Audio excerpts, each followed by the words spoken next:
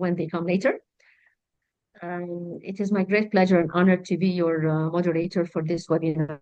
My name is Amal Azab. I'm representing the Arab Water Council, one of the partners of the WEFE Format Consortium. And it's a great pleasure to have you all here with us today. Whether you are participants for the first time or you joined us earlier in the info day or you are a member of the NCOP, you're all most welcomed to join this webinar as the first in a series of webinars that will be organized by the WEFE Format project team to focus on the different learning priorities of the community of practice. Implementation, financing, and governance. Today, our focus is on the implementation side. So we are delighted to have three demonstrations with us out of almost 22 plus demonstrations, which are already published on our Knowledge Hub. I welcome you all as participants, as distinguished panelists and speakers to this webinar, and I hope we'll have great interactions and discussions regarding your experiences, best practices, challenges, solutions, innovations that you have been witnessing in your projects. We would have loved to have all the demonstrations with us, but of course, in this webinar, we invited three, and in the rest of the webinar series, we'll be inviting much more demonstrations and experts to join us and to discuss about the WEFE approach and their experiences. So without further ado, I would like to directly start with our first part of this webinar. By inviting one of our coordination team, our main coordinator, Dr. Marius Georgios from the Cyprus Institute, who is going to give us an overview on the WEFE Format project, the community of practice for those who are joining us for the first time and who are there to know more about our progress. Dr. Marius, the floor is yours to start your presentation. Thank you, Amal.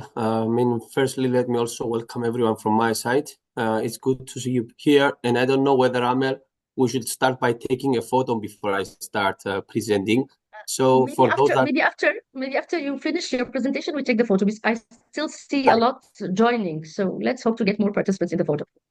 I hope my presentation won't kick people out. That's why I'm asking. But okay, I'll do my best to keep everyone here as long as I'm present. So it's really great to have you here, and I will be brief, but I think it's quite important for everyone to understand what is this community of practice that we're promoting and what we want to achieve. So I assume you can see my presentation. Great. So I will just briefly talk about this, the WEFE Nexus community of practice, and where. Sorry to interrupt. Can you put it in the presentation mode, Marius, so you can? It's not in the presentation mode. Okay, let me try again.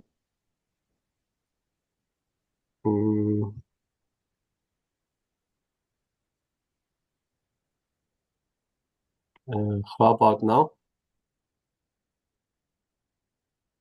Perfect. Great.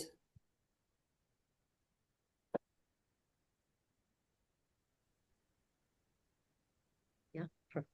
Okay. So, I mean, obviously, we're talking for the Mediterranean region, and we know that there's challenges that we have to deal with: biodiversity loss, water scarcity, climate change, and all these puts a tremendous pressure on the availability of water, energy, and food. Therefore, we need an integrated Nexus approach under which these sectors come together for more sustainable solutions. And this is basically what WEFE Format community of practice aims to foster with the adaptation of the Nexus approach in the Mediterranean. What is the Nexus community of practice? Basically, it's a network of experts, practitioners, policymakers working on the same challenges, the Nexus challenges. And the main idea is around three main pillars: the knowledge sharing, learning and growth, and supportive environment. As you can see, we are people all connected together. And the idea is to try to get everyone engaged so we can learn from each other and all together try to make an impact on the region. Therefore, if we had to classify people within this community of practice, obviously, first of all, there's a core group where we have to organize, nurture, and operate the community of practice. And they're the active members, occasional members, peripheral members, and transactional members. All these people have access to the knowledge, are exchanging knowledge, and this is how we envision this community of practice. Going back a bit, how this community of practice started, everything started in 2022 with this core group people that I was referring before. So as you can see, there are only a few people when we started, and going now in 2025, after being through several phases, the design phase, the official launching, we are currently in the growth phase where we can see that this community is continuously expanding with new members and new demo sites with whom you will have the chance today to see more details on what they are doing with. So with this community of practice, there are three learning priorities. As Amel already mentioned, we are today looking into the implementation, where it's how to support end users uptake the solutions in the Mediterranean region, but it's also the policy and governments, how to promote this by policymakers, and also people will always talk about finance, how to demonstrate the financial attractiveness and ensure the sustainability. Within the community of practice, we offer lots of services and activities that the members can freely join, going from the knowledge hub and demonstrators, to annual meetings, twinning and exchanges, site visits, mentoring inter-schools, summer schools, communication, and awareness and advocacy. You recall, we started with a group of people back in actually November 2023, and we're happy that today we are about 250 members within this community from 45 different countries, coming from different backgrounds. And this is quite important because all these people, they need a space to collaborate and they need a space to exchange information. And this is where the Knowledge Hub comes in. The Knowledge Hub is basically an online platform for interaction and networking. It's the central space for collaboration. And as you can see there, you can find lots of information, access to research and policy documents, showcase demos and best practices, updates on events and funding opportunities, discussion and networking. Looking at screenshot on how many time people are spending and how many views, you can see that the platform is quite active. People are spending time on it. And apart from the first obvious two items that people look, the Knowledge Hub and the website, the third is the demos. And that's why we're putting a lot of emphasis on demo sites, because through this Knowledge Hub, we can first of all demonstrate what we're doing, exchange information, and at the very end, squeeze out the best practices that can be implemented not only in our demo sites, but also in the region. So currently we have 23 demo sites displayed on the Knowledge Hub, where they share innovation, inspire application, and help generating the best practices. You can see that the demos come from different countries, I think 12 or 13 different countries, and all located in the Mediterranean region. To keep our community connected, we regularly disseminate and update information and communication. So we have monthly highlights, a newsletter. We are really active on social media and outreach, and we actively ask each one of you to be engaged in the discussions, and please help us shape tomorrow's future. So why to join? Visibility and recognition, access to knowledge and resources, networking and collaboration, capacity building and growth, and policy influence and advocacy. We are a group of colleagues from different organizations. Here you can see the main partners of this initiative, but this is about a community of people, and that's why we want to have everyone and each one of you joining the Knowledge Hub, joining the community of practice, exchanging information with us, and being actively engaged in this initiative. So thank you, Amel. The floor is coming back to you, and we are here to answer any questions if needed.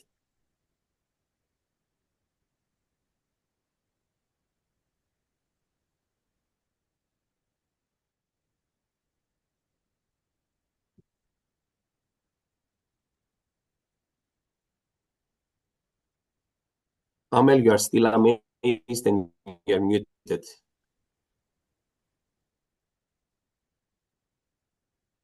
Sorry for this. I would like to thank you, Marius, so much for your presentation and for the overview on the project. That was really enlightening, and it gave an overview of what you are doing as a WEFE Format project team and the community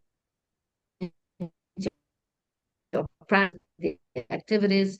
I would like to encourage WE members, please check our Knowledge Hub. Our colleagues will put the links, and please join our practice, which is growing, as Dr. Marius mentioned. I would like also to welcome the new participants that just joined before we started the presentation of after the presentation of Dr. Marius. Thank you for joining us. And now we go to the second part of our webinar, which would be very interesting and very interactive, where I would like to welcome our colleague, Dr. Ioana Antoniadis from Cyprus Institute, who will take you through this part of the webinar as your facilitator. Dr. Ioana, the floor is yours. Hello, Amel. Good afternoon to everyone. I'm very pleased to be here with you today and facilitate this session. So in this part of our webinar, we will hear from three speakers who will share their experiences from real-world demonstrations from across the Mediterranean. And we should mention that all three cases are among the diverse set of the 23 demonstrators currently featured in the Knowledge Hub, which also shows that apart from being a space for learning and knowledge sharing, the Knowledge Hub also provides an opportunity for visibility and outreach for everyone, and particularly for the demos featured there. So we will start this session with a short pitch from each of our speakers, 2 or 3 minutes long. And then we will move into a second part where they will address a set of questions in order to help us better understand and reflect on their implementations and their experiences. So our first speaker is the engineer Monther Hind. He is the General Director of the Palestinian Wastewater Engineers Group. And today he will present the MEDIS project, Mediterranean Integrated System for Water Supply, which operates across Palestine, Jordan, Tunisia, and Italy. So Monther, please go ahead and give us a brief introduction of your project. Yes, thank you. Thank you, Ioana. Let me just share my slides. And can you see my slides? Okay, so That's great.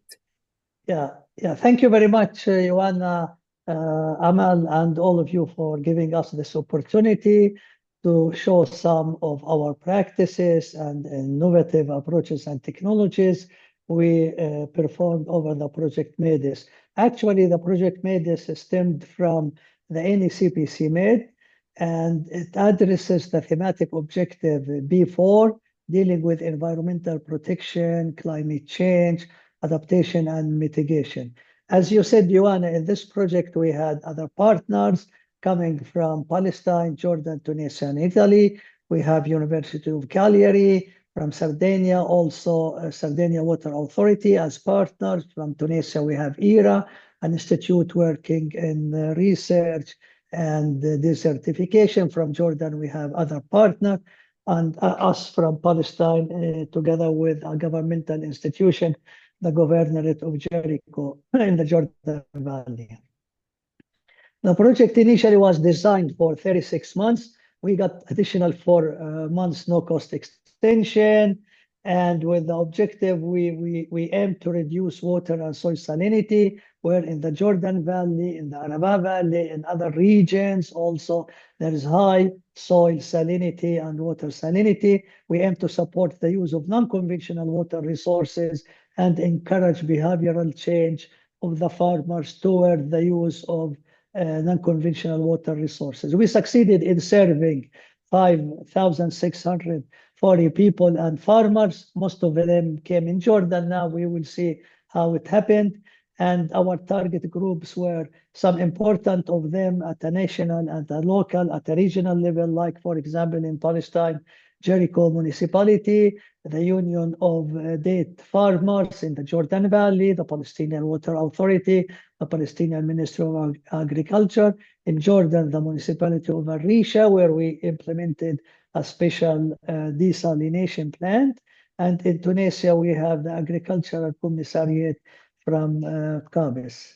Well, what innovative technologies we had to do in Arisha, a village located in the Arava Valley, south of Jordan, 50 kilometers north of the Aqaba Gulf.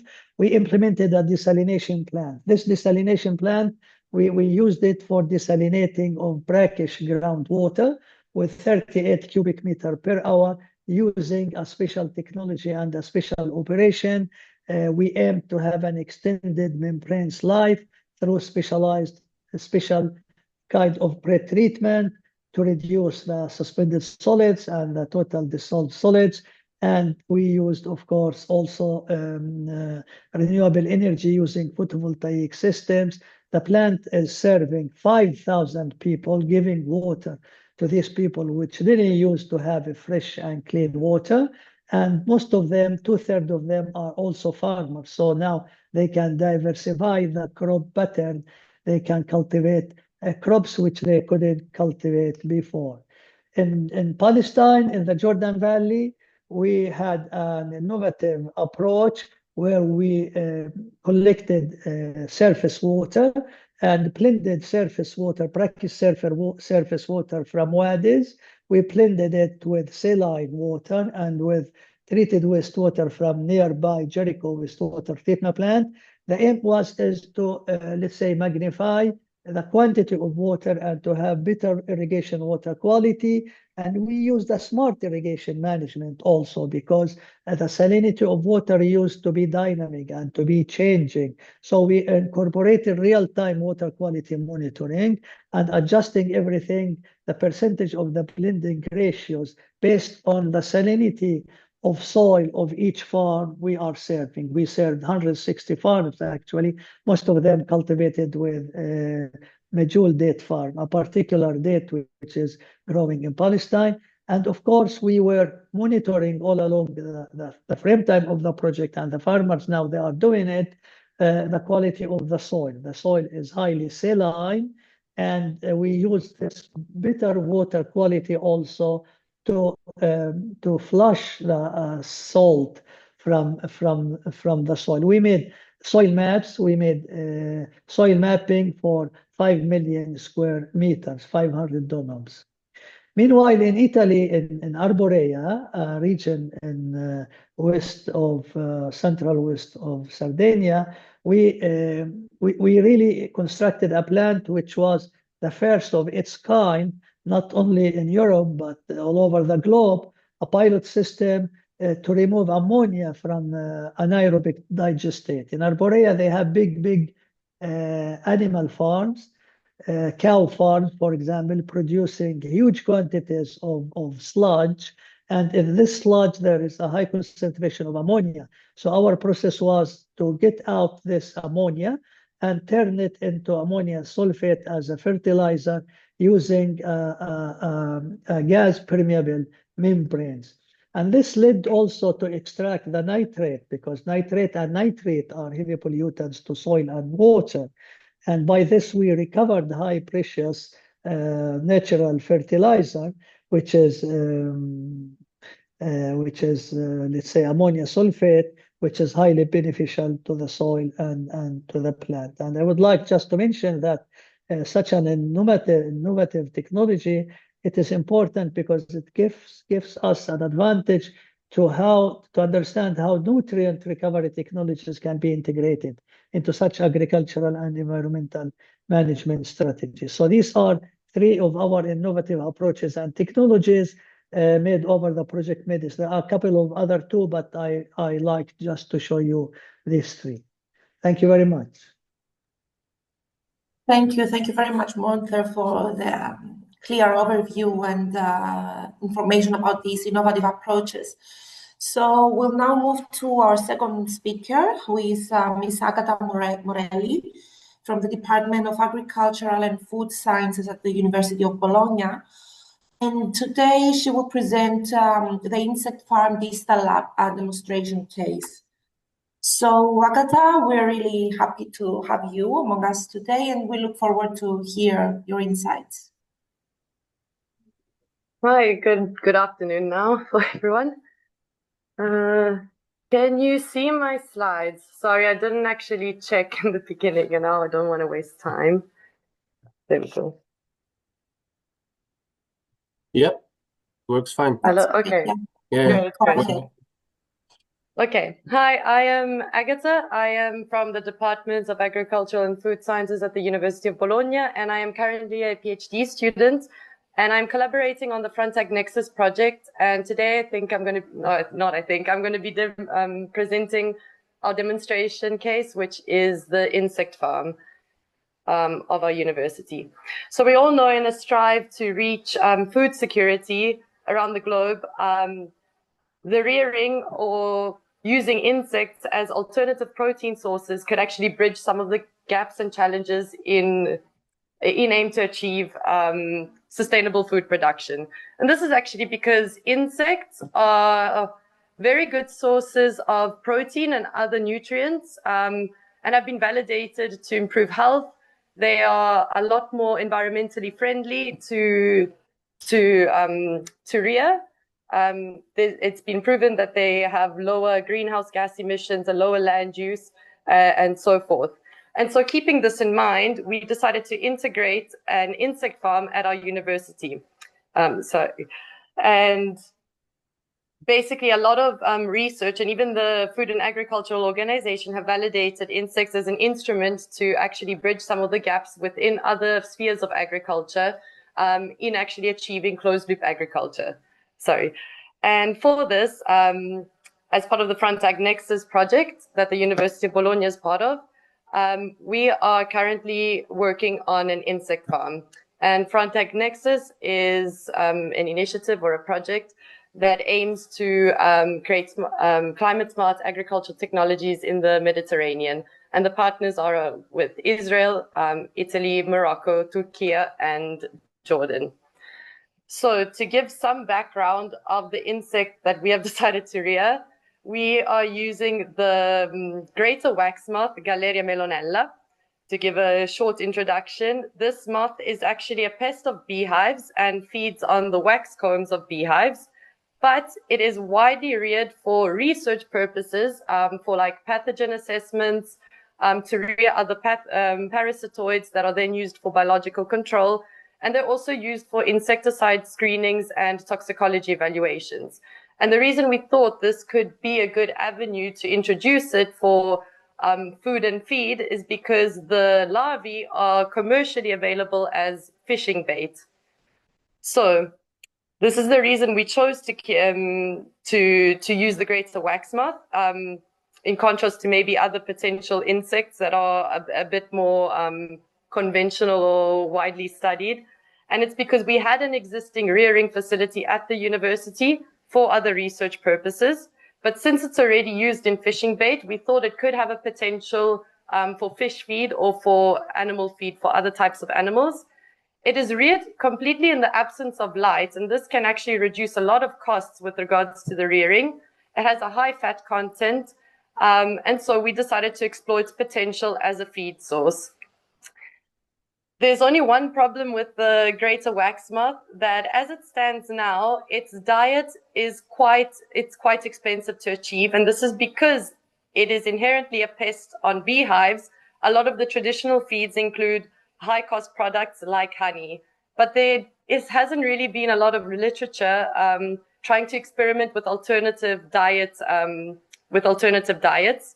And so the aim of our project, or our insect farm, is to replace the expensive ingredients and see its effects on the growth and reproduction, and then eventually on the nutritional composition of the moth. Here are some preliminary results, but I'm not going to go too much in detail. On the left, you guys can actually see our incubator with the Galleria that we're currently rearing. And what we found is that the larvae, or the moth that's reared on the new or alternative diet, the larvae tend to be slightly smaller and take more days to reach their life history traits, either the pupa or the adult form. However, the results on the standard and the bred or the inexpensive diet had no effect on how many pupae or adults that we obtained at the end. So these are quite promising results, and I think we couldn't even reach a compromise, keeping one breeding line on a more expensive diet and the other one on the cheaper diet. However, as I mentioned, we're still quite at the infancy of these types of research, of this research on Galleria melonella. Our next steps are to conduct more experiments on more life history traits, actually assess the chemical analyses and see how its nutritional components differ with different diets, and then introduce them to aquaponics. We're also in contact with our colleagues from the animal science department, and we're probably going to start feeding Galleria to their fish, and then eventually perform the life cycle assessments to see the energy conversions, or how much energy is required to rear Galleria on the two different types of diets. So here are some references, and thank you. Okay. Thank you, Agata. That was really interesting look. This approach, alternative approach. So now we'll move to our final speaker, which is Professor Tanay Uyar from the Istanbul Bacon University. And today he will present and demonstrate also from the Frontac Nexus project at the Tasarasi village, which is led by Eurosolar Turkey. Professor Uyar, thank you for being with us. Please go ahead and take a few minutes to introduce your demo.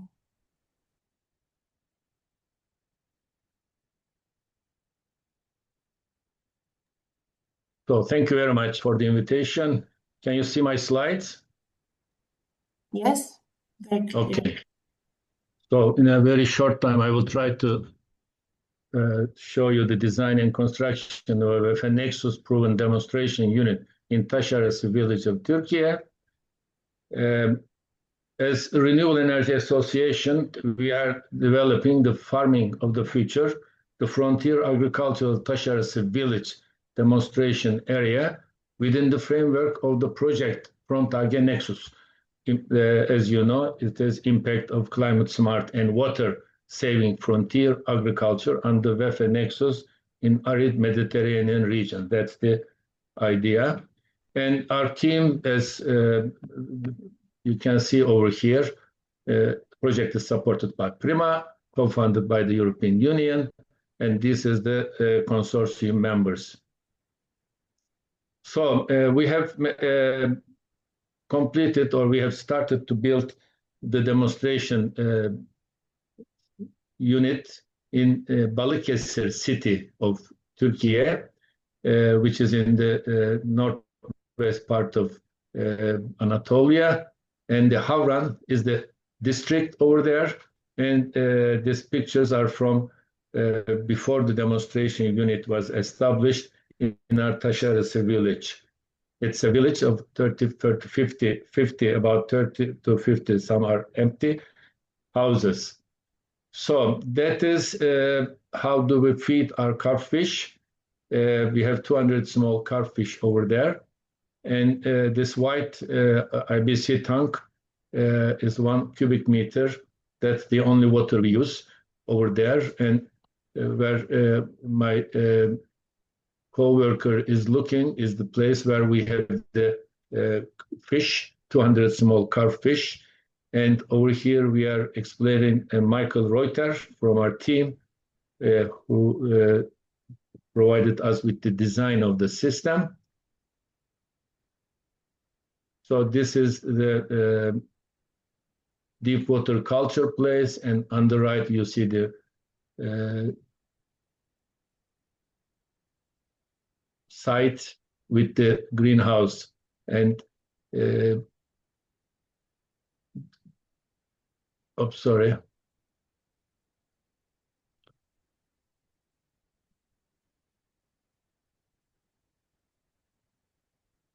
Sorry, my slides are moving very quickly. So these systems provide a valuable example of the operational applications of the WEFE Nexus demonstration, how the integrated management of resources can be both efficient and sustainable. Over here, we have tried to brought together a whole system, WEFE Nexus, water, energy, food ecosystem demonstration we've tried to make over here without anything from outside, self-sufficient.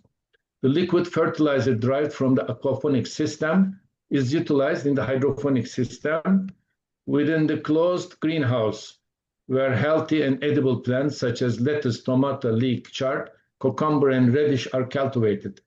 This is a farming process inspired by natural cycles. Each resource works in harmony with the others to enhance the overall productivity. Organic waste collected from fruit and vegetable markets is processed in the bokashi compost, which is then used in the production of black soldier fly larvae. These larvae in turn serve as fish feed, supporting fish production. This process not only converts waste into a valuable food source, but also creates a sustainable loop for food production. The demonstration site is equipped with frontier agriculture technologies that integrate water, energy, food, and ecosystem components within the context of the WEFE Nexus. These technologies include aquaponics, hydroponics, the production of black soldier fly larvae in bokashi fermentation systems, and vermicomposting in recycled refrigerator bodies, and also an agrophotovoltaic system, all contributing to efficient resource use and sustainable agricultural practices. The vermicomposting produced in recycled refrigerator bodies contributes to improving soil quality in agricultural area where agrophotovoltaic systems are implemented. This special compost enriches the soil with essential nutrients while also supporting its natural structure and health. So the renewable energy generated by agrophotovoltaic system shall supply the energy demand of the system, ensuring that it remains operational in an energy efficient and sustainable manner. The 25 kilowatt project is currently in the planning phase and is scheduled to be completed by June 2021. This cyclic process creates a system in which each resource is used at its maximum efficiency, feeding and strengthening each other. In this way, each step works like a connected cogwheel, minimizing environmental impacts while maintaining agricultural production in a sustainable manner. Indeed, this system represents an excellent example of how the resources provided by nature can be transformed to human needs. Throughout the project, numerous meetings have been held with policymakers and the systems have been introduced. Policymakers have responded enthusiastically to the frontier agriculture solutions presented by the project, and their feedback has been overwhelmingly positive. We have particularly received strong support in the areas of sustainable resource management, frontier agriculture, and efficient energy use. The systems implemented in the demonstration site as an important case study, strengthening the theoretical and definitional framework of the WEFE Nexus. While traditional resource management approaches often overlook intersectoral linkages, in our demonstration site, interactions between resources are addressed from a holistic perspective. Innovative technologies and integrated solutions are offered to successfully apply the WEFE Nexus. Looking ahead, the scalability and adaptability of WEFE Nexus to different regions are critical areas of research. Already we have many approaches from the local farmers to implement the system in their land. Ongoing research aims to optimize the implementation of these practices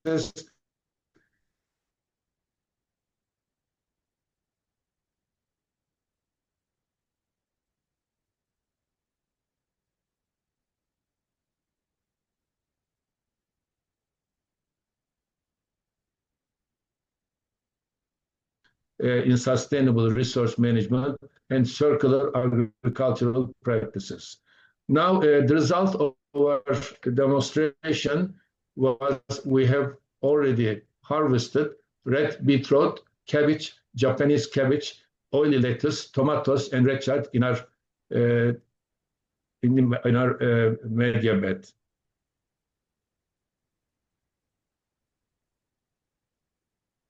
And also the project site was honored by the first visit of distinguished officials, Havran Mayor, Havran District Governorate, Balıkesir Provincial Governorate. So we have managed to introduce our system to the people who really needs to consider and take as an example.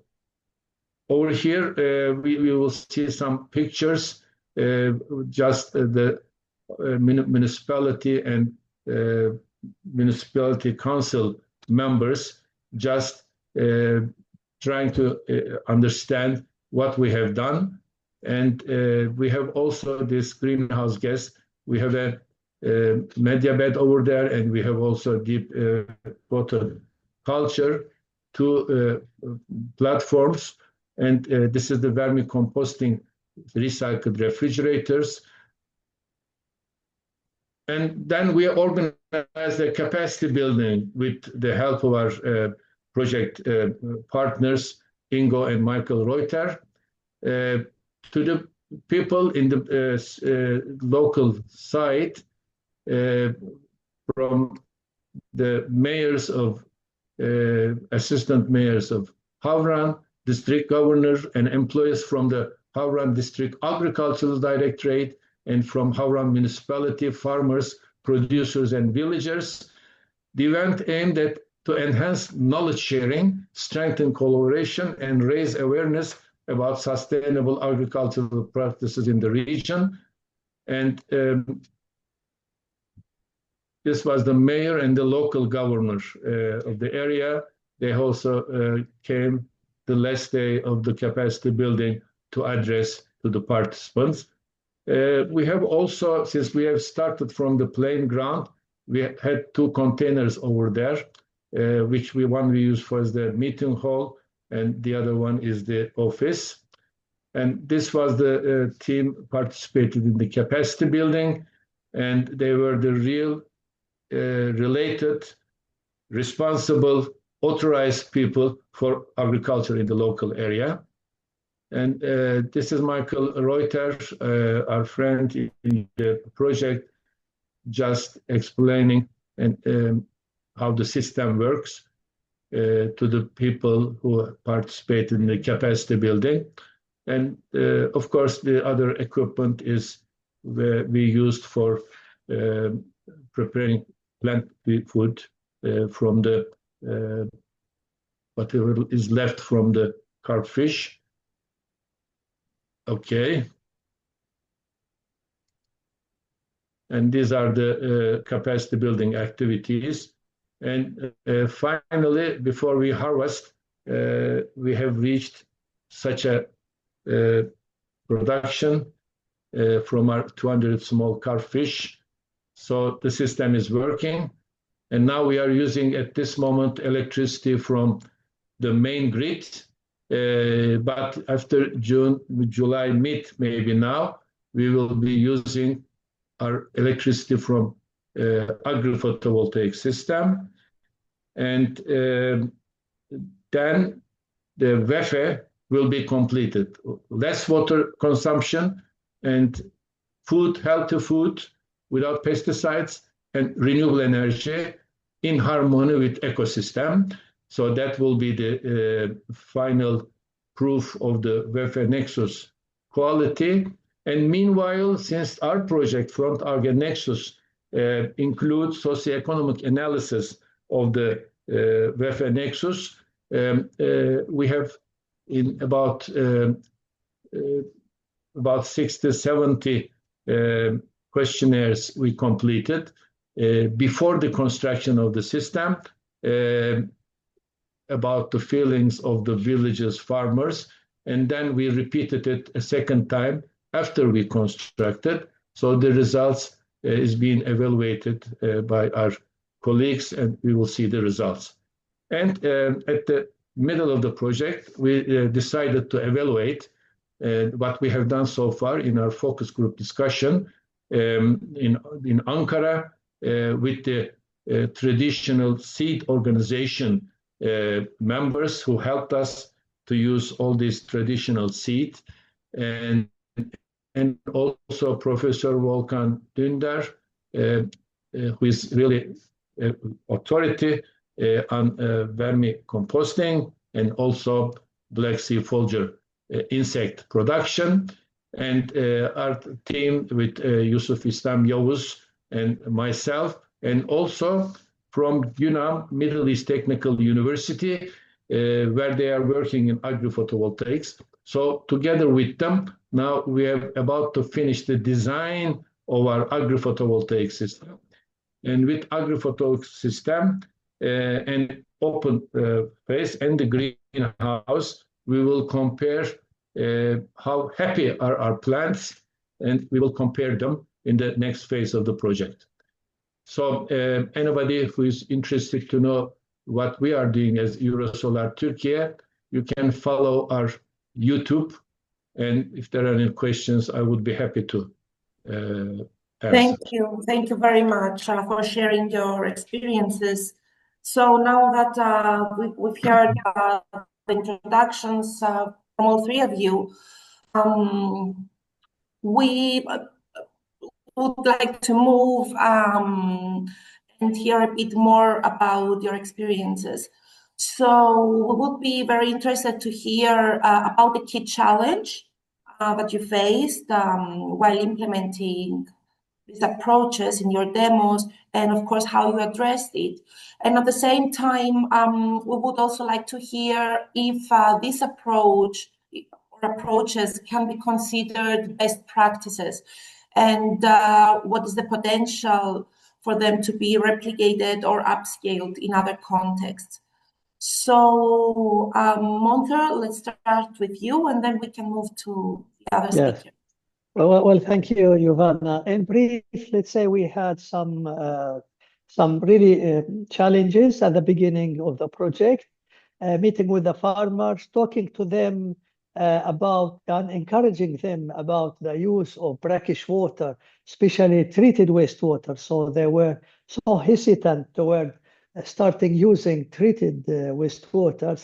So in order to tackle that, and after brainstorming, we came to let's say an understanding which was accepted by them, which is blending treated wastewater with saline water and with brackish water. We have something like 10 million cubic meter lost each year through Wadi Kilt, which is coming from Jerusalem and Bethlehem Hills downstream to more than 300 meters below sea level. Jericho is located a few kilometers north of the Dead Sea, the lowest point on earth. So we have huge quantities coming to the Palestinian city of Jericho by gravity brackish water, especially during winter. So we encourage them also to use this between brackets lost water and blend it with treated wastewater with saline water and start irrigating their field. This was really a success, and which is needed in the whole, I believe, Mediterranean area, and all countries suffering from lack of fresh water. There's a lot of brackish water which we can use in irrigation and make good water quality, maximizing the quality and the quantity of water. This happened to be in Palestine. In Italy, really, we didn't face much of difficulties and challenges. It was an experiment nearby the Arborea wastewater treatment plant there near the field. So we got excellent results. Now farmers are collecting their financial resources in order to enlarge the plant and in order to, let's say, recover much more quantities of ammonia sulfate and use it as fertilizer. And luckily, we are really lucky now. We got a further assistance from the Interreg NextMed, and we will start a new project also in their assistance, enlarging the plant, scaling it up for the same farmers, of course, with the participation. In Jordan, it was an excellent experience because there we had to deal with Bedouins. They were not used to have, let's say, that water coming to the taps of their houses. They were used to bring water from remote areas, and they were unfortunately used to cut off water for long months. But now with the desalination plant, they are able to have the water they need to their taps at their houses and use the balance for irrigation. I think it's also a unique scientific and technical experience using such method of operating desalination plant, saving energy and having long life lasting membranes as well. Thank you, Monter. Agatha, may I turn to you? So could you, in a couple of minutes, briefly describe a challenge that you may faced and any best practice that could be replicated or upscaled? Yeah, sure. So I think like the largest challenge, which was a problem that we had identified earlier on, is obviously the cost of the original diet and how ingredients for the diet. And this links into the overruling challenge, which is the very stringent legislation by the European Union, or at least in the Italian context, on the use of specific insects for food and feed. There's not a large list of which insects can be used. And another challenge is also to develop a very standardized diet in which you can always guarantee the quality of your feed. So I think this is a bit of a challenge, but I think it can be scalable. Or right now, I'm going to keep reiterating that it's still very much in the infancy. We're also using an insect that isn't very typical in this line of research for entomophagy, but we do think it has a lot of potential.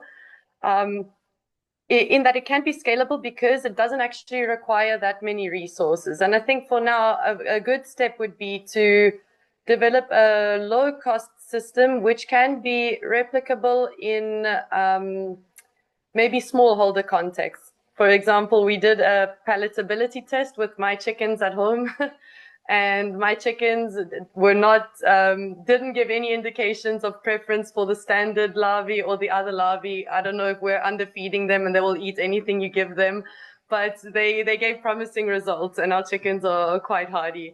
So, and the fact that it doesn't need light, you don't really need high-tech conditions to rear them.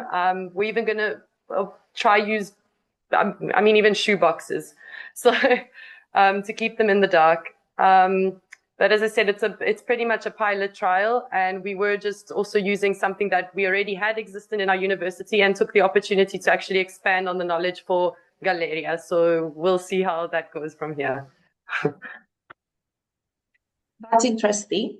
So you can have them anywhere, anytime with you. Yeah, just carry around your larvae. And also, I mean, they're kind of like silkworms. I mean, even the adults are not very, I mean, they don't fly a lot. I mean, it would be easy to transport them. Thank you very much. So back to you, Professor Tanay. Anything you'd like to add on any challenges or best practices? Yeah, the one important thing is that bringing people together to go in the direction of the solution needs interaction of the citizens together and their involvement in problem definition and finding solutions which can be implemented.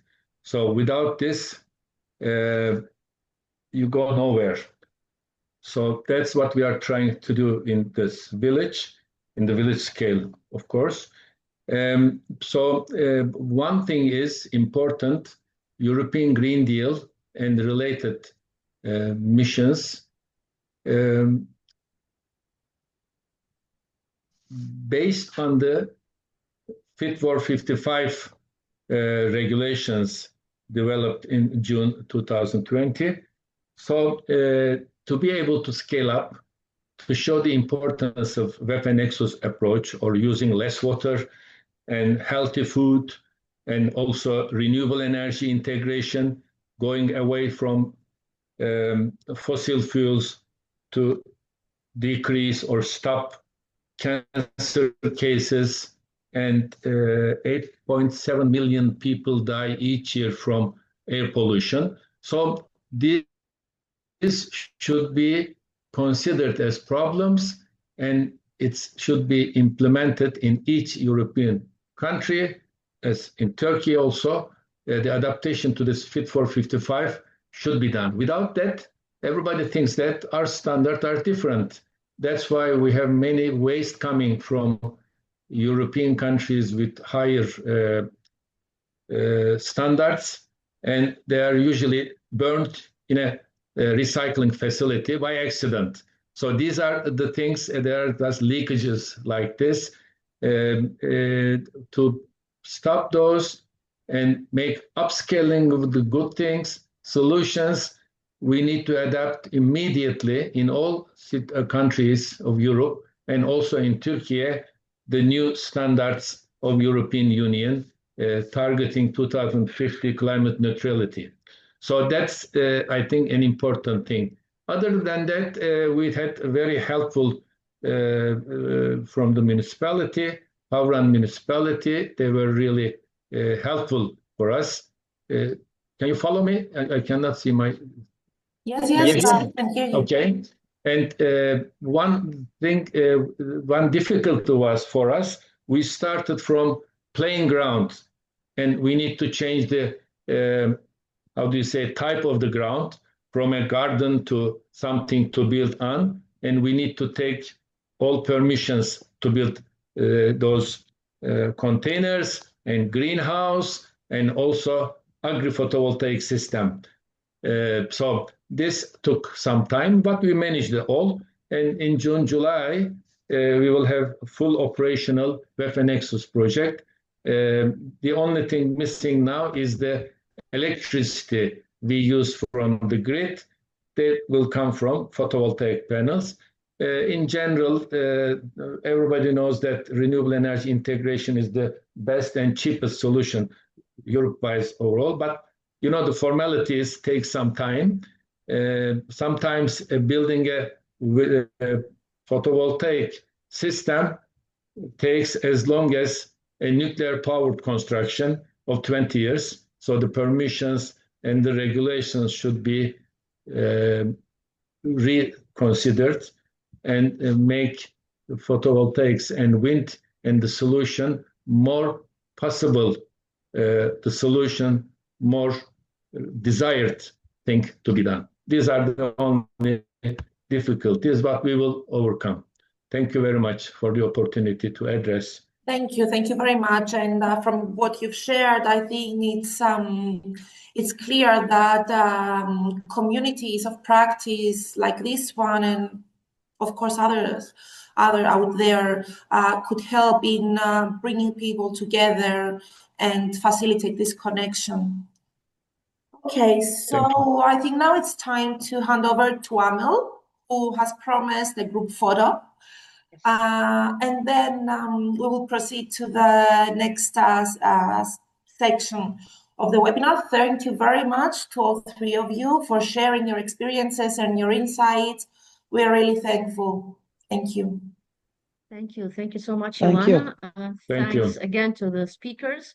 We'll still hear much more from you before we end. We still have a lot to share. But before we go to our next part of the webinar, I would like to invite all the participants for a group photo. And thanks for those who joined so much. Let's take a group photo. Our colleagues Minna and Hussein, can we prepare for the group photo? Can you kindly open your cameras if you are comfortable? We would love to have a photo with you.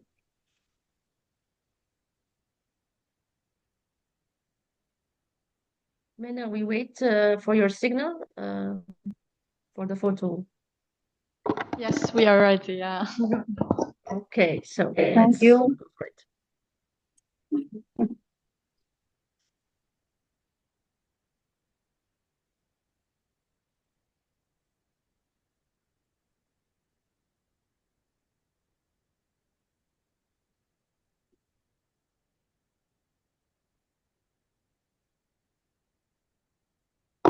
We're done. Thank you so much, all. Thank you. Thank you. Thank you so much, Minna. So back to our webinar and the very interesting discussions that will continue. I would like now to go to the next part of our webinar on the reflections on the different demonstrations that were presented by our distinguished speakers. And I would like to hand over now to Dr. Anthi Baruma, GWP Med, from our consortium partners, and she's going to take you to the next part of the webinar. Dr. Anthi, the floor is yours. Thank you. Thank you so much, Dr. Amel. And hello to everybody also from my side. Thank you once again so much, Engineer Monther, Ms. Agata, and Professor Tanai, for your reflections, for the information, for the wealth of information that you shared. We should, and hopefully we will have opportunities to get deeper onto the details today, but also in future occasions. In this short session, I'm particularly honored to have two distinguished speakers with me. Ms. Lily Alfdenbrinke, consultant from Adelphi, and Mr. Manuel Sapiano, the Chief Executive Officer of the Energy and Water Agency of Malta, whom I welcome warmly to the webinar. Thank you so much for joining us. And without further ado, being very mindful also about the time, I would like to ask each of you to do the following. Very, very briefly, reflect in any way that you consider appropriate on what we've heard from the three demos, and link to that, ideally share with us your experience with identifying WEFE Nexus best practices that potentially can be scalable and replicable. And if time allows, it would be great also to hear from you on how our community of practice, our WEFE Nexus community of practice, can address the challenges mentioned and assist with the identification of best practices. I'm also very, very, very honored that both our speakers are members of our community of practice. Manuel is, of course, representing one of the consortium partners of the WEFE for May as well.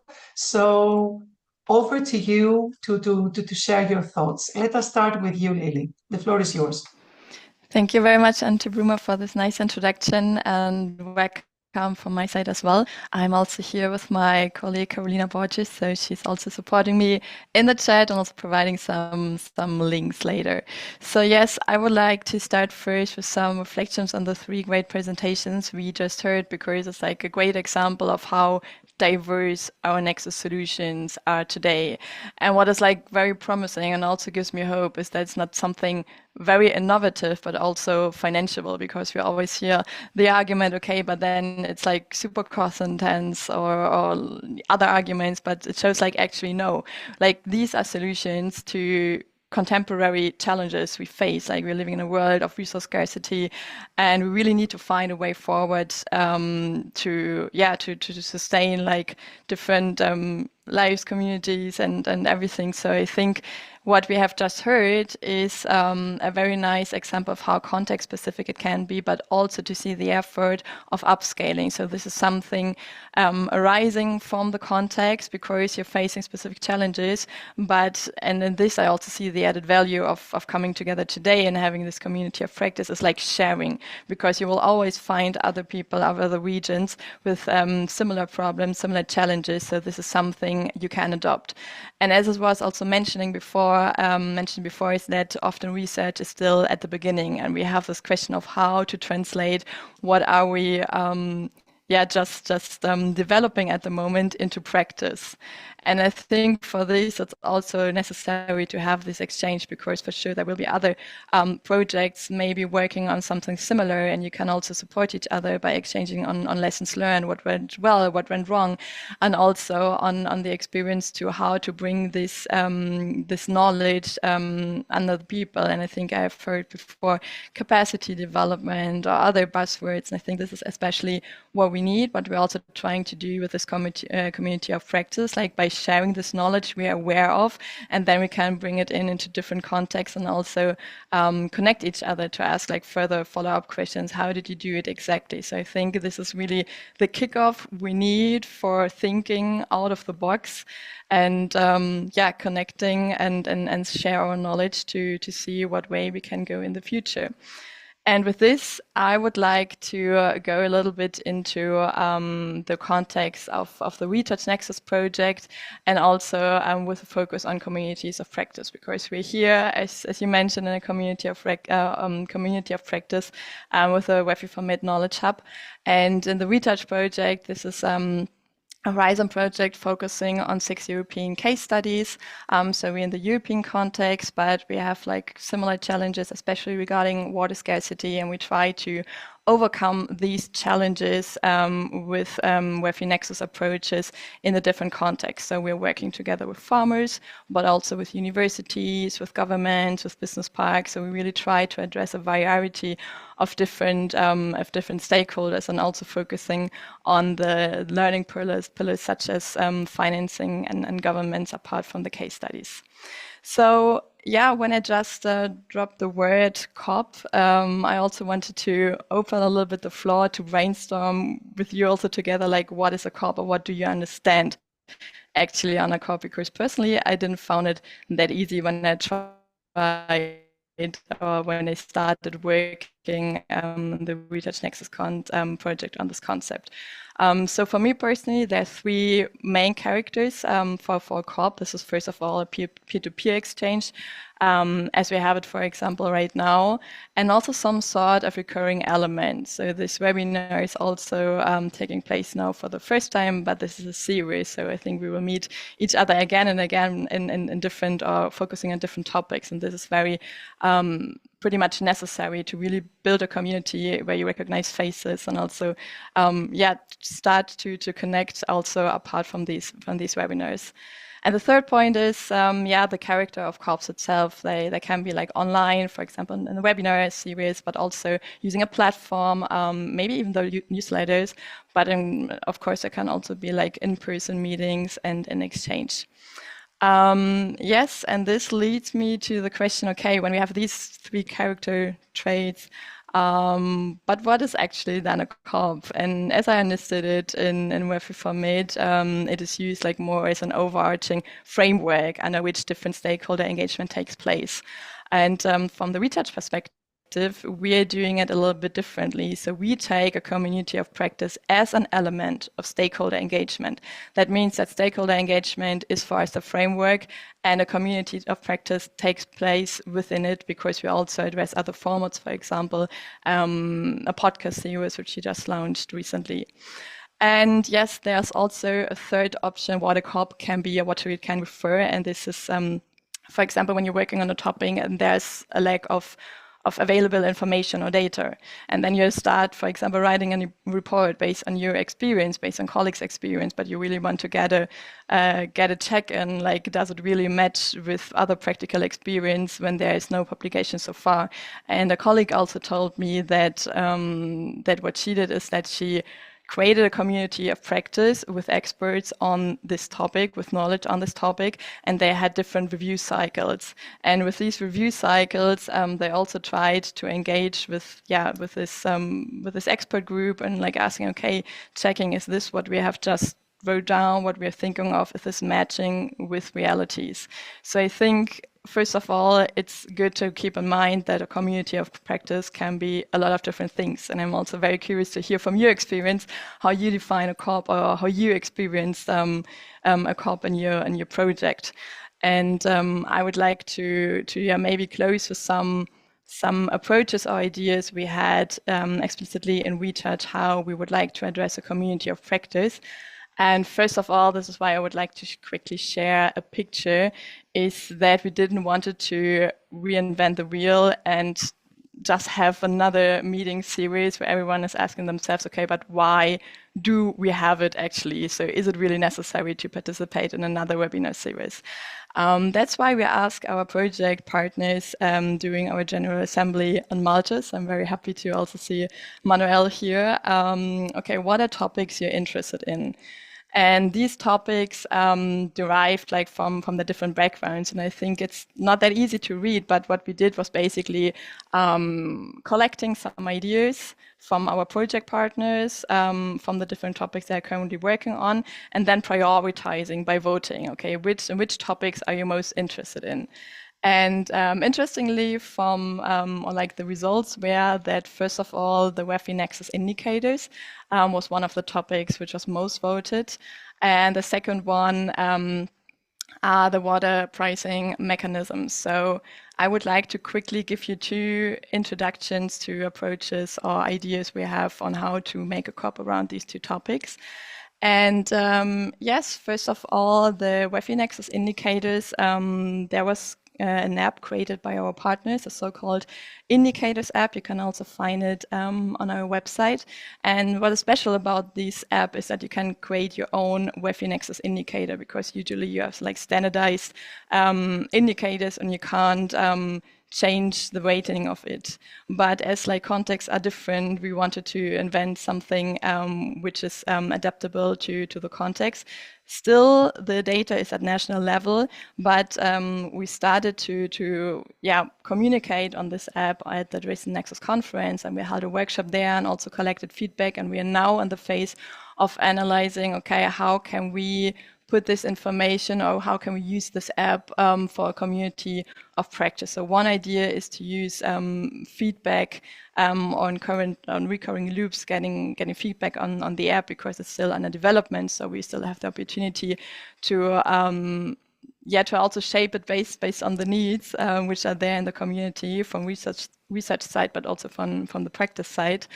And on the other hand, we are also looking at these water pricing schemes. And as I mentioned, we are also addressing the financing perspective on our project. And we have a lot of partners working on financial modeling. So to say what kind of water pricing schemes or policies can influence or shape a more sustainable use of water. And we are also thinking if a community of practice could help to exchange regularly on the assumptions, because when you're working with scenarios, you really need to make a lot of assumptions, and it's easier to exchange on this on a regular basis in order to have coherent results.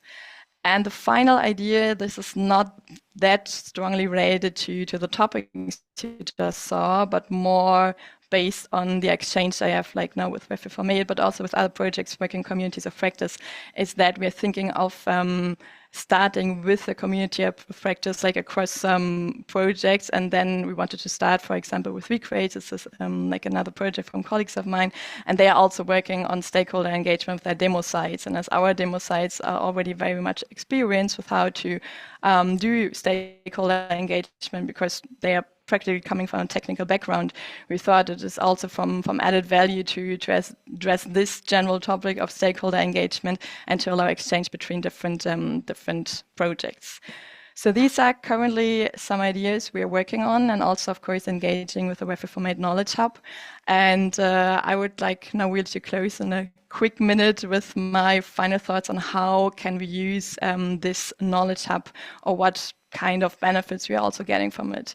And I think the first, or for me most important benefit, that's like a platform where we can all join and we stop cooking our own soup. So this is a saying we used to say in Germany, but literally, I mean, we're all interested in these topics and these solutions, and it doesn't make that much sense to me to work on your own, to put like energy and resources in it when we all can contribute to it. So it makes more sense to cook like a large soup with a lot of ingredients from different sides, and this is what the platform is doing from my perspective, and also like streamlining these exchange efforts. So it's not like 100 unnecessary meetings, but really like meeting again and again in this group, and also letting this group grow. So we are kind of merging and connecting in a world which is getting separately even stronger by so many different influences. So yeah, this is a short glimpse from my side, but I'm happy to get in an exchange with you more in the Q&A session. Thank you so much. Thank you so much, Lily, for the reflections, for the ideas on the community of practice and how it functions, on the work that you're currently pursuing when it comes to communities of practice. And of course, the important part of let's try to do things together instead of doing things in isolation, duplicating perhaps efforts and having all these overlaps. So let's work together and co-develop and grow together. With that, let me turn to you, Manuel, to share with us your reflections, your experience, your suggestions, and let me highlight that you're one of the very few people that I know that can actually contribute to all three of the learning priorities of the community of practice, as in the policy making, in the implementation, and in the financing. So your reflections are very, very much well anticipated. The floor is yours. Thank you. Oh, thanks, Santi. As usual, very kind. Let's start with the three cases which were presented. What was really, I would say, impressive is the diversity which they expressed. So the differences between the three projects, the differences between the three initiatives there, but still involving the Nexus. And this is important because when we speak about the Nexus, sometimes we speak philosophically about this concept, this context, but at the end, this reflects what we're doing on the ground. And Nexus is not just about the big projects, but Nexus is almost in most of the management actions which we do around us. I think that's important to realize. So when speaking about Nexus, it's not just the big plant where you're going to do water efficient, where you're going to do actually the energy efficiency to produce water, which then can be put into food, and this is this mega structure. Yes, that's Nexus as well. But Nexus is also in the small things, or the small projects, the small initiatives which we do. We need to start first of all by saying that Nexus and the concept of Nexus is very adaptable. There's not a single approach to Nexus, and when you start looking at the different links which are bidirectional between the pillars of the Nexus, the opportunities to link up between the different pillars is very diverse and creates a number of opportunities. The opportunity to link up is important because if you're doing an initiative which is mainly, for example, water themed, realizing and valorizing the linking up with other sectors, the other three pillars, is important because, first of all, even from a practical perspective, it can generate the interest of people working in the other three pillars. So if what you're doing from a water perspective can help me, be beneficial to me, who is working in the energy perspective, and I realize that, most probably I'll be more willing to help you. I'll be more willing to assist you because let's be frank and let's be honest, everyone is a bit egoist. Everyone has a bit that egoism in himself or in herself. So if what you're doing is of benefit to me, I'll have more interest to help you. But it's not just that, it's also when we come to justify projects, we've seen a lot of projects where it's mainly a water team project once more, and someone tries to justify it just on the water element, whereas the benefits which that project is generating in energy, food, ecosystems can make that project much more, let's say, much more feasible, can make that project much more economically feasible, and therefore can make that project much more financeable. So we need to look at Nexus as this tool which can enable a broader perspective, a broader analysis, a broader evaluation of initiatives. And we can be creative in the links between the different sectors. So, looking at water and nature, there's a number of different elements which can be put in. Carbon sequestration, the survival of ecosystems, the value of ecosystems from a tourism perspective, and you can continue with the list. And these all have value. And it's tools like the Nexus which makes us realize these values. So we'll start moving into the different currencies. So most of the time, if it's water, we'll be going for the volumetric, so the quantitative, the cubic meter, but also, let's say, the quality. So milligram per liter or microgram per liter to justify the need for a project. But going from an economic perspective and realizing these links and these benefits in other sectors, we can look at the generation of economic benefits, but not only.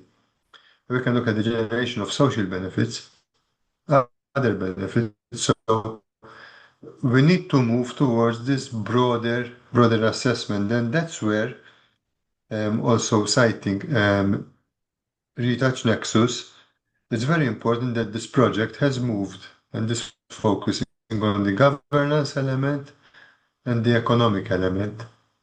Because at the end, we're looking at broader considerations. And to facilitate and to get the added value of the broader considerations, we need also to transform our governance.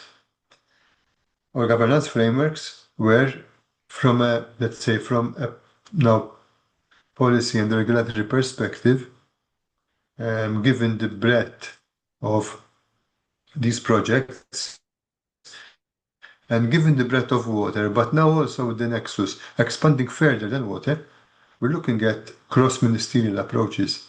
This is not just the role of a single ministry. This is not just the role of a single entity, but this is a role of how that entity will influence sectoral policies, how sectoral policies can be brought together. And therefore now we're seeing that the considerations are widening. And moving towards the community of practice, this is what the community of practice can strengthen, can enhance.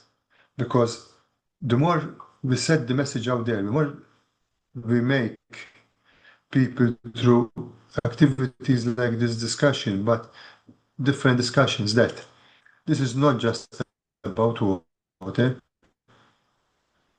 This is about a lot of other things. It's about benefits coming out from considering an action on a broader platform. This will make policymakers, program managers, name it, realize the value of a project, realize the value of something which is being proposed. This will help whoever is proposing a project to make it more acceptable. This will make whoever is proposing a project to link up better with other sectoral areas and ensure their support, because they are going to gain.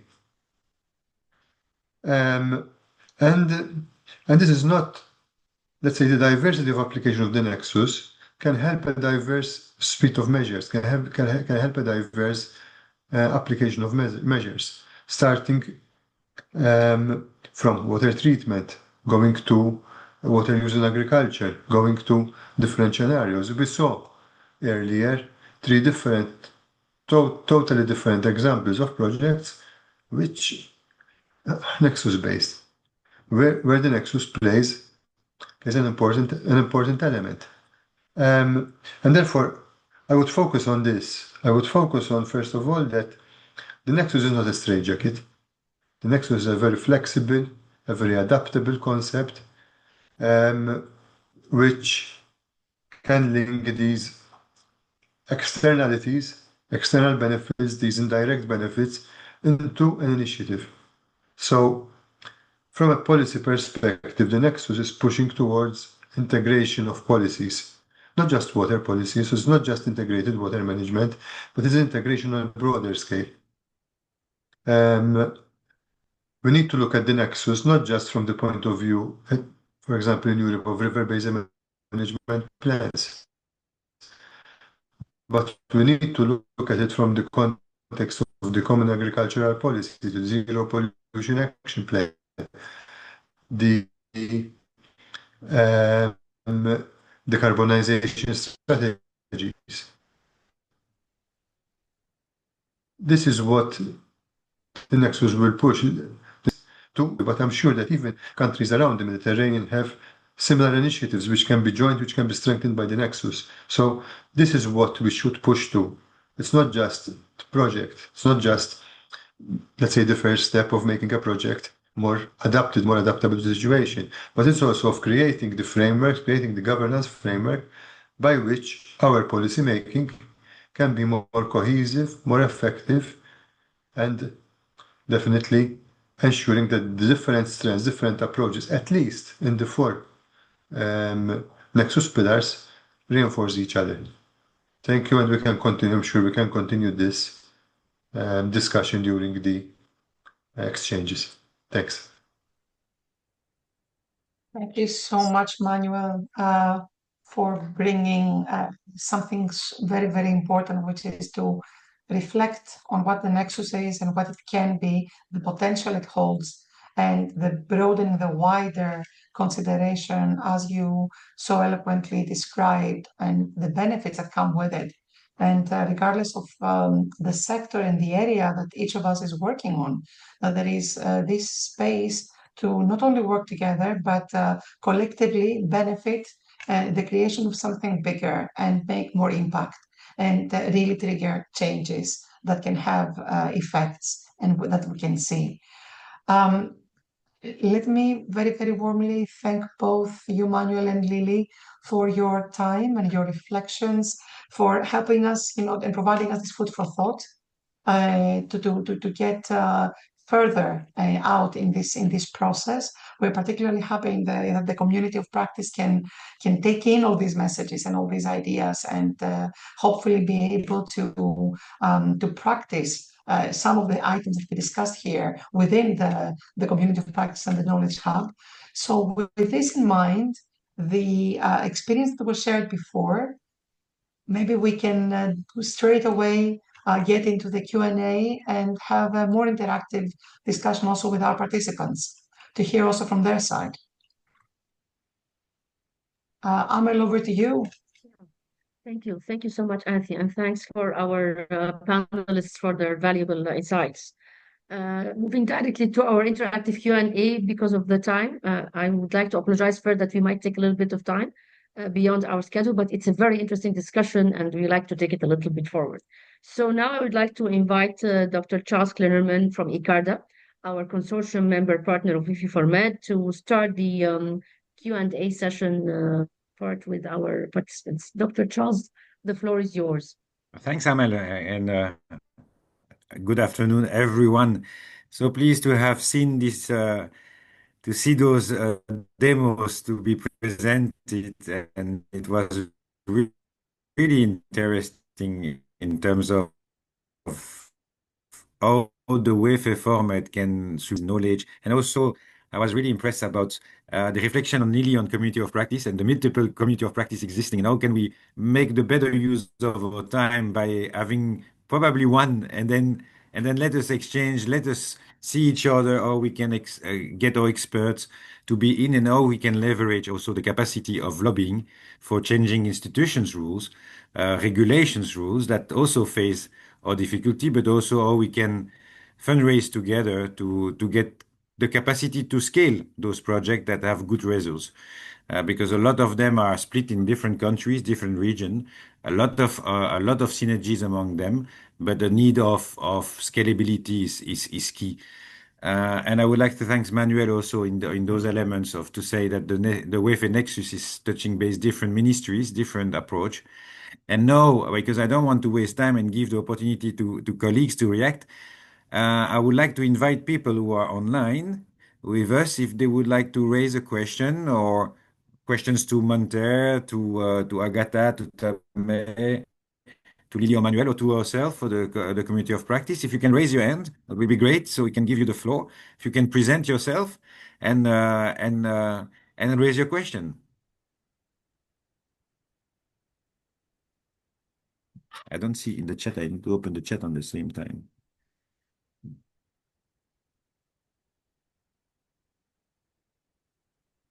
I'm looking. Amal, you look also if you see somebody. Somebody does want to ask a question to our colleagues or to the WEFE Format Consortium team.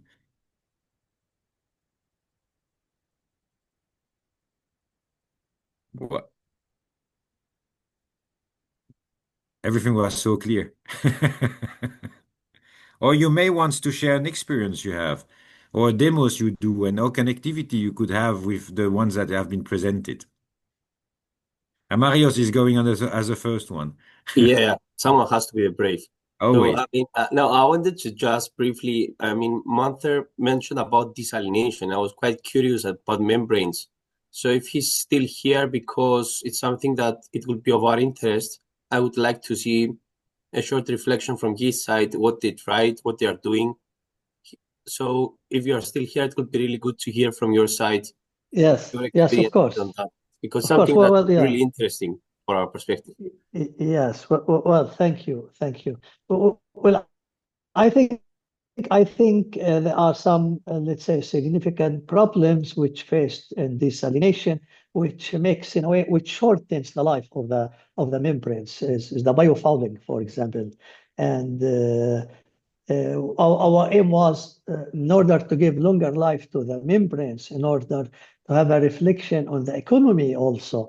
Membranes are costly, and also the process of changing them and so on. So to reduce the fouling and the stress on the membrane and to extend their lifespan, we opted for low pressure reverse osmosis with pre-treatment. Actually, the use of, let's say, low pressure reverse osmosis membrane is with advanced pre-treatment, with the ultrafiltration, is really protecting the membranes and giving long-lasting membranes and saving also energy. So these are some methodologies in the operation of the plant itself, which we have been opting for.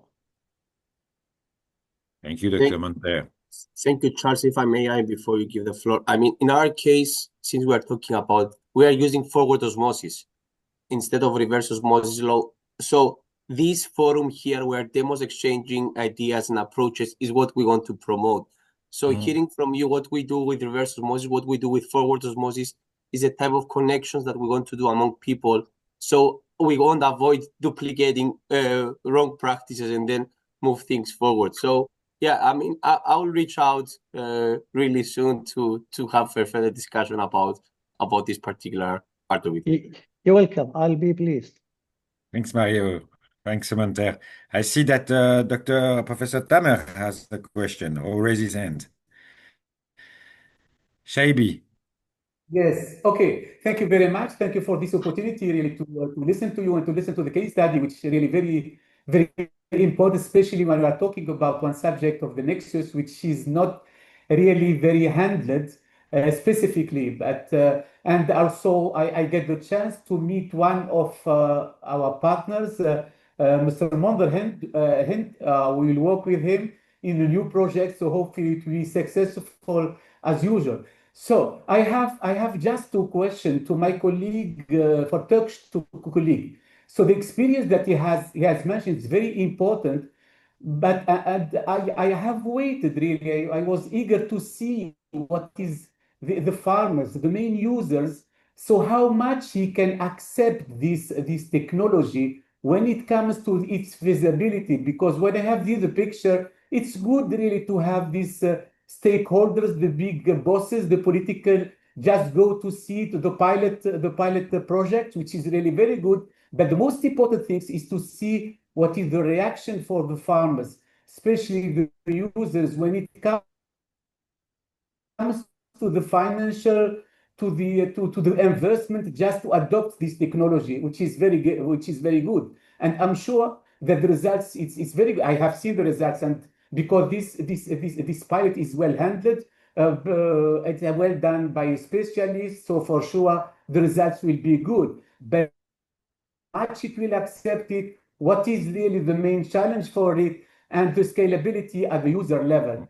The second is the comment is to Manuel about the indicators. So yeah, there is a problem when we are talking about the Nexus, but these separate things. So we are talking, at least as he has mentioned, that the communication, because the people working on the water and the energy and the food is disconnected. So there is this problem of connection between these people who are working on the Nexus.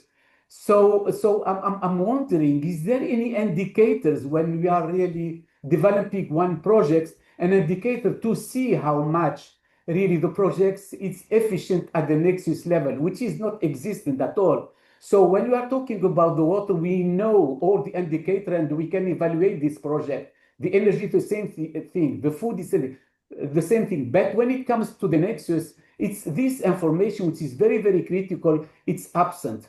So I don't know how we can think about it, at least for us who are interested in this subject, to raise this and to put in place a clear indicator to see that this project is really Nexus efficient. Thank you very much. Oh, Thank you. Yeah, somebody wants to answer, to respond. yeah, maybe I should answer, huh, Charles? Yes, go ahead. So, I mean, of course, in general, how are we going to do this in Europe? We need to think about with high farming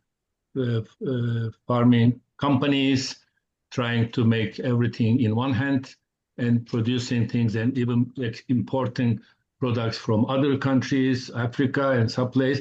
But in our case, what we were assigned to do is show that, to demonstrate that this is working, which is designed for Mediterranean, less water and healthy food and renewable energy integration and without touching the ecosystem. Okay, I mean, that was the idea.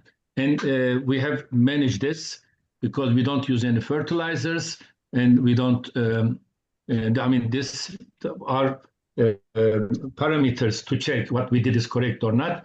We use very little water, circulating the water using renewable energy for this. And also the food is tasty.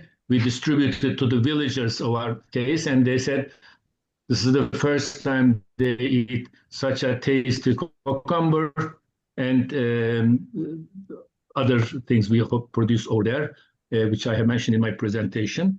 So the basic thing, I think, the priority is the regulations. I mean, farm to table regulations. If we can fully implement this and give priorities and bonus if they use less water and without pesticides and so on, then it will disseminate to all villages in Turkey. At this moment, unfortunately, European regulations Fit for 55 is not a part of the Turkish regulations. I don't know about other countries in Europe. If they are, no, sorry for this, we are the only one who is doing this. So the criteria is one side, renewable energy. Agri-photovoltaics is becoming the most important thing to protect the farm areas. In some countries, they don't allow only photovoltaics. They allow agri-photovoltaics not to damage the agricultural land. That's one thing. The water, as you know, is very important. And also the healthy food, because in each family in Turkey, including my family, we have 1 or 2 cancer cases. So that's because the food and also from the pollution from the fossil fuel utilization. So using renewable energy for agriculture is a good parameter because it's a windy and also sunny site. And it should be scaled up if the regulations support it, if the regulations decision makers on the solution side, solution can be disseminated easily. So it's a policy concern thing, and decision makers we need to convince, because regarding renewable energy, sun is available, nobody can buy and own and sell to each other, and the technologies are available. Now Turkey has 20,000 megawatt of photovoltaic panels now, community-based. People own it, the companies own it. So, I mean, the product, electricity is 1/10 of the other fossil, natural gas, everything. So it's an issue of decision makers and also the regulations of health regulations. You know the European Union missions better than I do. So they should be for them to implement it. We need a key of European Union immediately disseminated to all countries, member countries, and also candidate countries. So this is the main barrier, let me put it that way, in broader dissemination of what we produce in the demonstration. But still now, they ask us, please come and do it in our municipality. And this is possible, but this was a demonstration and procurement of the material all over Turkey was a thing. And I'm sure our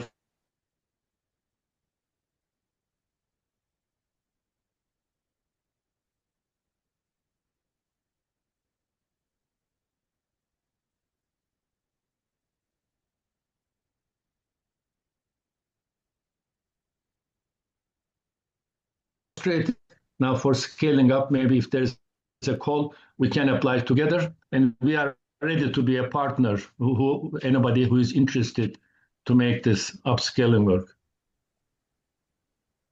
Thank you. Thank you. Just I mean, I don't see, is there anyone else? Otherwise, I will do a reflection that was passing by my mind. So if I can just yes, Manuel. Excuse me. Yeah, just Sorry, part on Charles. the indicator part. Yes, I do agree that we can speak and we can let's say philosophize about the use of the Nexus and how it integrates everything, but we need something to show this in a simple way. That would make people realize more what benefits the Nexus brings about. In our river basin management plans, up to now we haven't applied the Nexus, but in the third river basin management plan, we did something similar with SDGs. So basically, we looked at the measures, we developed, let's call it a weighting and rating framework, where the impact of a measure on the different SDGs and the different sub-SDG objectives was assessed qualitatively. Then we developed like a radial diagram which illustrated the contribution of the whole river basin management plan on the implementation of the SDGs. It was very interesting because river basin management plans are considered to be water management plans, and definitely, and it would have been a disaster if it was not so. There was a big impact on the big focus on SDG 6, but we found that the measures address the objectives under another 14 SDGs. Therefore, the comprehensivity of water management. And through a radial diagram, we could show it and we could go to different departments. Look, this plan is having an impact on what you're doing. Let's work together.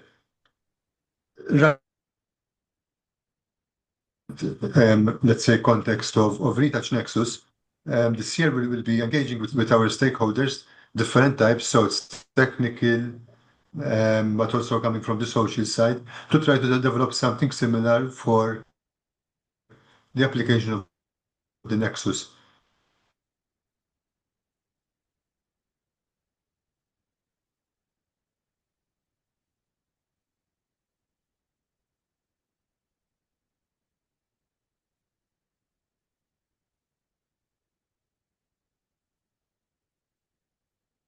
Is because having something pictorial, having something which delivers the picture immediately, delivers the impact immediately, is of great value. So this is something to discuss further in the future. Thanks, Manuel. And I wanted just to add that some other case studies is taking place for the moment in terms of modelization on WEFE Nexus indicators. So that's also some work that is taking place. And I wanted to ask just to as a reflection before giving back the floor to Amal for the closing. How do you perceive those demos that you are that we have seen today and multiple other demos? How does the good results you're having has been creating small enterprise business opportunity that could then scale up in terms of investment case. I'm always wondering of that. And I was talking about the fact about the insect one, specifically on the insect farm, because I've seen several of those projects in Morocco, Tunisia, Algeria, and they were created by a private sector, smaller private sector entity. And they did face a lot of difficulties in terms of funding or in terms of sustainability. Mainly sustainability in terms of the way that investment flow was giving to them opportunities. And I think this is something that we should also look as a community of practice or to give that short incentive funding that help small SMEs to bring those results of the demos to be capable to have a scalable and investment plan around it for sustainability development. That's something that was passing by my mind. Amal, can I give you the floor because I see that's already No, but 2:45 for your time, I know, 1:45 but here. before this, Charles, we have a question on the chat. If you can take it very Right. quickly. Yeah. Somebody is asking an interesting question about assessment of long-term effects of irrigation using the brackish treated water, mixed brackish treated water on soil and salinity. It's a question from Mr. Ghassan in the Yes, chat. I see. Is there someone from the speakers who would like to respond to that? Yes, yes. If I may, Please. well, before starting blending different types and let's say different kinds and characteristics of water, brackish water, mainly talking about treated wastewater, saline water, and let's say surface brackish water collected from wadis. What we did a detailed soil assessment and soil mapping, and comparing the existing situation when we started in 2019, when we started the project, with the soil mapping and soil analysis made by an Italian company called Temesis, actually specialized in the field of soil analysis, something like 30 years ago. And then after starting blending and using this blended water, we started also testing the water, and we made again soil mapping and soil test on 5 million square meters, testing 160 farms, which we were providing to them the blended water. So excellent and much better soil characteristics we find, especially with chemical context and chemical characteristics. It's a process which shall be continued. It's a process with the association farmers shall continue to monitor the water quality, different water qualities, in order to upgrade, modify, and adapt the ratio of water blending.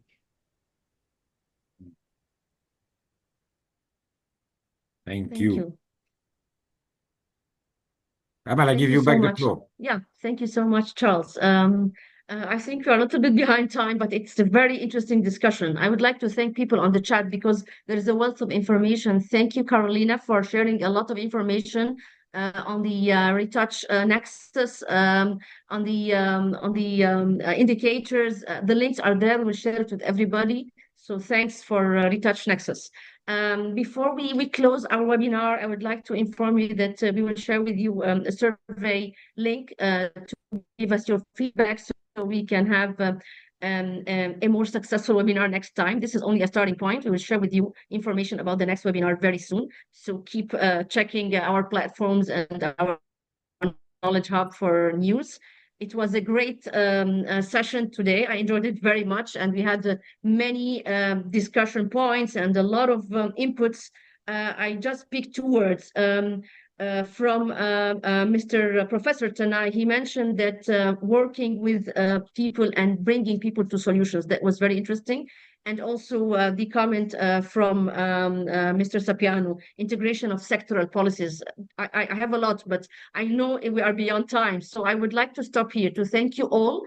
Please respond to our survey and keep in touch with us and grow our community of practice. I would like to thank all the WEFE for Med partners and colleagues in the consortium for preparing for this webinar.